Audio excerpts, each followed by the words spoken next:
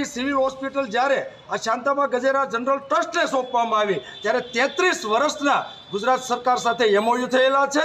33 વર્ષ સુધી તદ્દન સારવાર મફત, તદ્દન એની દવાઓ પણ મફત આપવાની। તો શા માટે આ ટ્રસ્ટ છે એ આમ જનતા પાસેથી, ગરીબ માણસો પાસેથી ચાર્જ વસૂલે છે? અત્યારે તમારે વેન્ટિલેટર સાથે તમારે બેડ જોતો હોય તો 3500 રૂપિયા છે। રૂમનું ભાડું પણ રોકાવા માટે 1000 રૂપિયાથી માંડીને 2500 રૂપિયા છે। વળી ડૉક્ટર સાથેની સાંઠગાંઠ, એટલે આખો કેવો ખેલ હાલે છે પૈસા કમાવાનો। કરોડો રૂપિયા ઉછેડી અને માલ મલાઈ તારવાનો આ ધંધો આ છેલ્લા 30 વર્ષથી થઈ રહ્યો છે।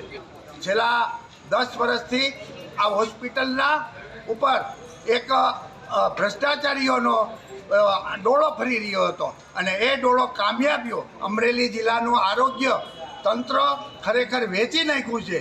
ગરીબ માણસો જ્યારે ખરેખર સિવિલમાં સારવાર લેવા જાય છે ત્યારે એમને માત્ર મોટા મોટા બિલ પધરાવવામાં આવે છે। સિવિલ હોસ્પિટલ જ્યારે સોંપવામાં આવી ત્યારે 33 વર્ષનો કરાર થયો હતો કે 33 વર્ષ સુધી વિનામૂલ્યે સારવાર આપવાની। આજે 33 વર્ષ સુધી વિનામૂલ્યે તમામ દવાઓ, સારવાર, સીટી સ્કેન બધું વિનામૂલ્યે કરવાનું હોય ત્યારે પણ આ સિવિલ હોસ્પિટલની અંદર રૂપિયાનું ઉઘરાણું થવા મળ્યું છે।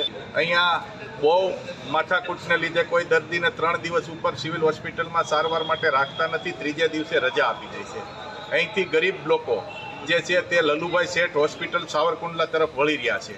અહીંયા સિવિલમાં જે કોઈ પૈસાવાળો માણસ હોય તે જ પોતાની સારવાર લઈ શકે છે, એવી આ પ્રાઇવેટ હોસ્પિટલ થઈ છે।